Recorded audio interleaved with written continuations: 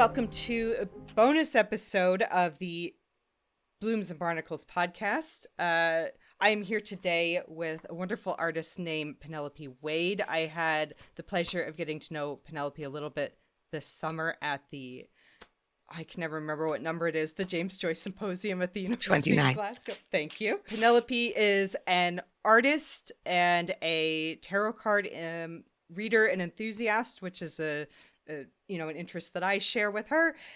She has created in recent years a project called Repurposing Throwaway, where she uses found objects to create a really expansive and singular guide to Ulysses, I guess you could call it. And then in Glasgow, Penelope presented a project called The Tarot of Mme Marion Bloom, which is the 18th chapter of that repurposing throwaway version of Ulysses that is done as a tarot deck and guide to her own set of we're doing the same thing of tarot cards based on Ulysses. Is absolutely fantastic. Welcome to the podcast, Penelope.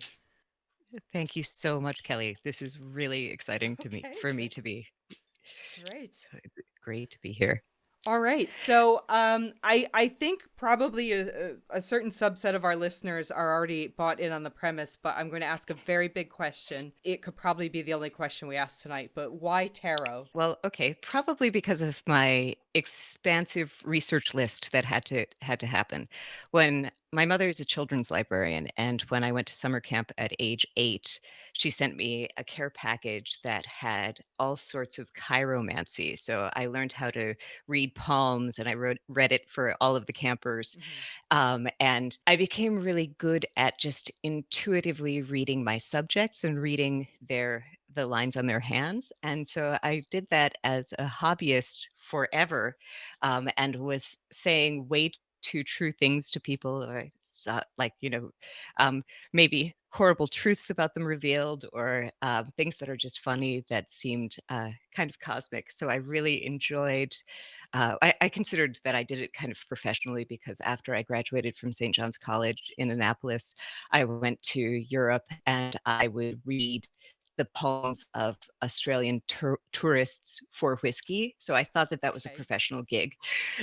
So, and I have a little sister who was always much more of a tarot enthusiast, and she had made her own deck using axolotls. Oh, wow.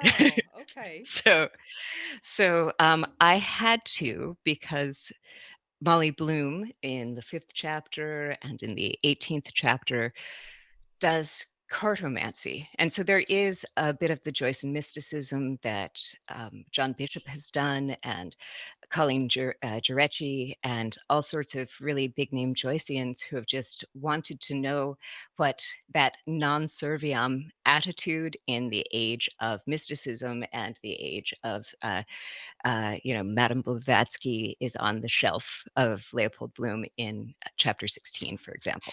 And so all of these just very rich, near stories that make up atmosphere of Ulysses, but also have this fantastic lens about flim flam and about unreliable narrators. And I really wanted to see what Molly was reading. So she was using cartomancy using a playing card deck, Mhm. and famously, Elman made his own deck of Ulysses playing cards, and also Anthony Burgess. So there's already this fancier's compulsion to have object Joyce, Mhm. like that. There's more than just there's this pursuing of making art in response for me for James Joyce, and tarot was sufficiently complex and difficult, and created just beautiful research lists and research ways into how am I going to sort of reverse engineer the mind of Molly Bloom as Okay. a reader of cartomancy. And it would be in her more like Gibraltar Spanish days that people would be teaching her, trying to think of who her guides were and what she uses on her own intuition.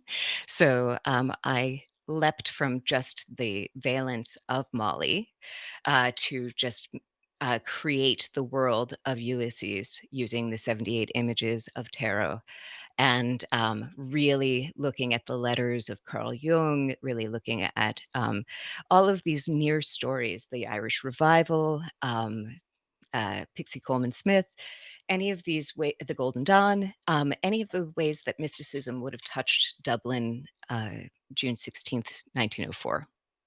And so that's what the book and the tarot deck really weaves in and out of.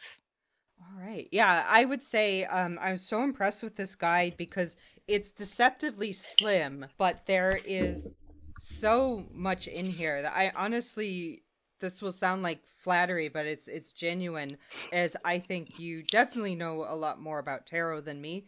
It made me feel like you know so much more about Ulysses than me, like on a really deep level. Like it's a totally different kind of non-linear way of looking at Ulysses and thinking about the characterizations.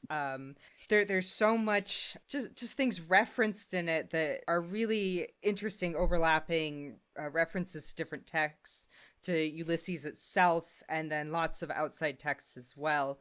And I'm seeing, just as I go through here, Troilus and Cressida, Aleister Crowley, so it's a pretty wide range of things, but they're all really relevant. And there's definitely stuff I've had to go and look up on my own because I wasn't familiar with it. So it's given me some new ways to think about the tarot deck as well. So it's just been really fun getting a chance to play with this. Yeah, when we were in Glasgow, I will say Penelope did read my tarot cards while we were enjoying some adult beverages, and it came out accurate, so the cards do work. Do you think so? To ask you my next question, what was the process like of actually coming up with the themes for each tarot card? How did you make those decisions? Most people are familiar with what's called a Rider Waite or Rider Smith Waite deck. They're the most common ones that people see, and people are familiar with kind of the major arcana, I would say, if you've ever seen anything this tarot card. And they tend to be pictures of people on them. Not every single one's a person, but most of them are a face, a person, and Penelope's cards are not at all. They're a lot more abstract, so I'll hold up just the Fool card here, but it's so abstract because it's a collage of found objects. Is that correct? Yes, And yes. then, And so there are 78 dogs in that. oh wow, and the Fool is 78 dogs. And then there's a corresponding quote from Ulysses that kind of captures the essence of that card, whatever the theme or symbolism in it is. And there's a quote here. My eyes are not good enough to read this, but it's a quote from Eumaeus. What was your process like of making these? Because they're so different from sort of your more traditional tarot deck. And I know when I was reading through your writing, you said that any tarot card maker gets the question of, is it a Rider Waite clone? And you said in the book, and I would agree, it's defiantly no. Like, this looks nothing like that traditional deck, and that's really cool. So I'm going to go back and unpack the major arcana, just the Please vocab word do. that we used. So the way that I learned what the meaning behind the major arcana was following Joseph Campbell and Carl Jung's idea about the journey of man and everybody being involved in the hero's journey. So the tarot deck, the Fool, is either 22 or it's 0 to show that it is all a cycle.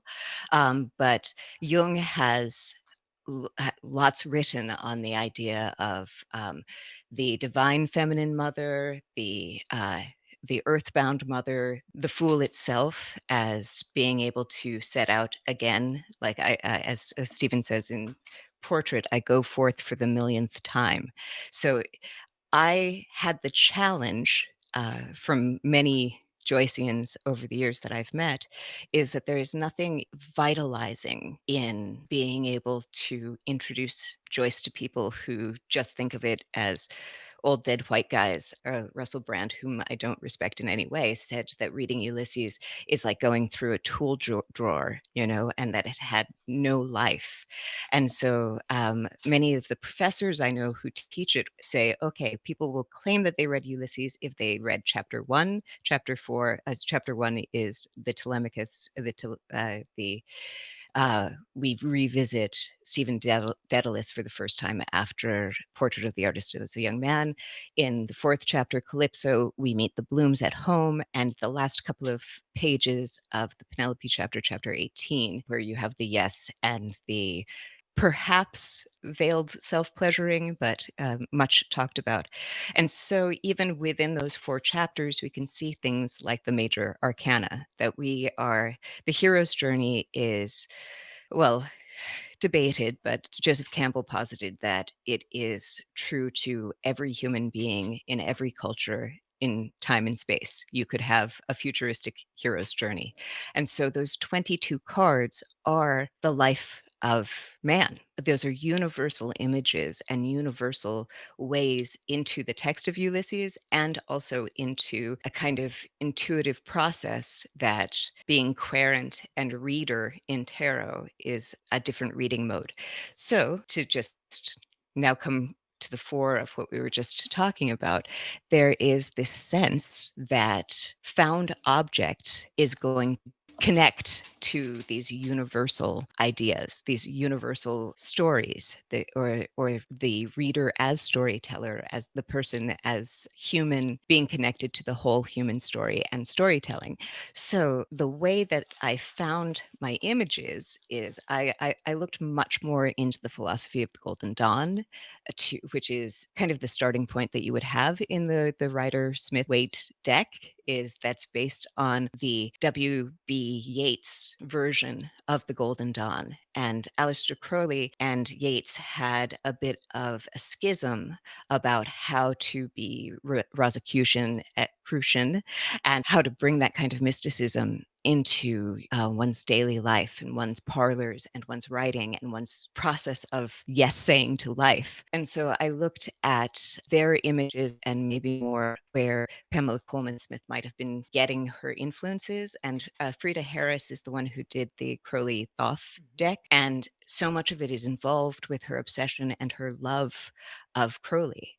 And so there's already an overlay of making art because, like, I've been told by friends that you make art because you can't not, and that there's this intensity of compulsion, and Ulysses really drives me like that. So I had to be open to imagery, and I would look everywhere on a wrapper of something that I was eating, something that I would find in postcards. I would find things in recycling boxes at school. I would be in coffee shops and see the literature that they would have, like for yoga or events or what have you.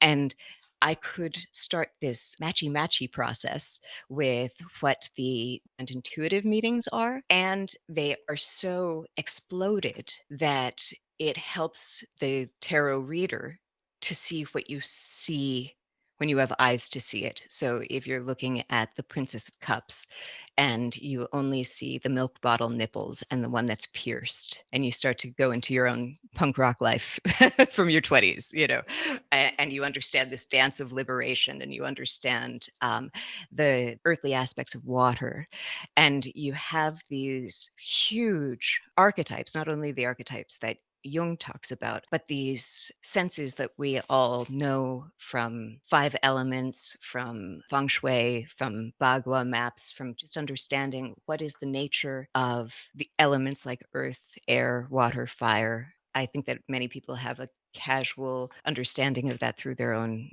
star signs or just the ways that they might see the elements showing up in combination. It is expansive enough that in the day you might see something that you didn't see. But the process was that so many of them were started and had gaps until the gaps were filled by encountering reality that really helped with this. Am I making any sense about just how Yeah. so there's a deeper artistic impetus for it being found object and for it being encountered art going forth for the millionth time as our portrait of the artist would be. I find it to be a very political form of art because, as we see in the library chapter, which Blooms and Barnacles has really, I think, had a real pulse on, just what it is to be discarded, to have genius, and to not have an environment and a world that is able to take you.